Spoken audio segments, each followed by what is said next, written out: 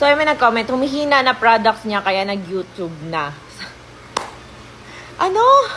Humihina ang product ko. May bago nga tayo labas ulit. Ayan o, Rosmar kagaya ko, whitening and slimming capsule. Ano, humihina yung product ko kaya nag-YouTube na. Alam nyo ba guys na ang YouTube ko, ina-uploadan ko lang yan ng mga important occasions sa buhay ko. Like yung binyag, gender reveal, kasal namin, mga charity ko. Ganun lang ina-upload ko doon, no? Hindi ko yun sasabihin na talagang pinagkakakitaan. Kasi magkano lang naman sinasahod ko doon. Akala nyo ba malaki ang kinikita sa YouTube? At ito pa. Yung kinita ko simula na nagkaroon ako ng brand, hindi ko pa nakiklaim. Kasi konti-konti lang naman yun eh. Kumbaga para may pumapasok monthly, hindi ko talaga siya nakiklaim kasi tinatamad akong pumunta ng Western. Tapos, may naklaim ako nung last time, parang sa loob lang ng 2 months. Pero, the rest, hindi ko pa nakukuha kasi nga tinatamad ako magpipindot dahil pwede pala siyang i-withdraw via Gcash. So, ayun guys. Kaya hindi yun, no? Ano ka ba? Talagang, wala. Ang sarap lang kasi yung fulfillment na maka 1M subscribers ako sa YT channel ko. Kaya, ayan, subscribe niyo yung link in bio ko, ha? Ayan. Kasi alam niyo si mama kasi, kwento ko lang.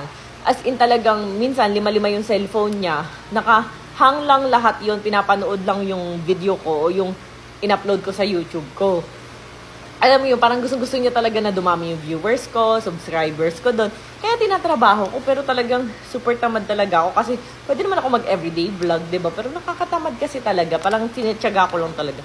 And hindi naman yun, ewan ko sa'yo, basta. So, ayun nga, may bago tayong labas na product na sobrang lakas at pinapapa. Kasi nga guys, $249 lang, puputi ka na, papayat ka pa. Ayan, meron siyang slimming and whitening. Meron pa siyang oral sunblock. Kaya pag ininom mo to, para ka na nagpahid ng sunblock sa buong katawan mo. Ayan, inom-inom lang. Pwede mo to i-take 2 to 3 times a day, 30 minutes before meal. Pwede sa mga lactating mommy, babae, lalaki. Ayan, bakla, tumboy, butki, baboy. Pwede. So, ayan guys, 750 mg, 30 capsule na. O, ayan na, Japan and Korean technology pa to. Kaya, sinabi ko sa'yo, mag-check out ka na. Ayan.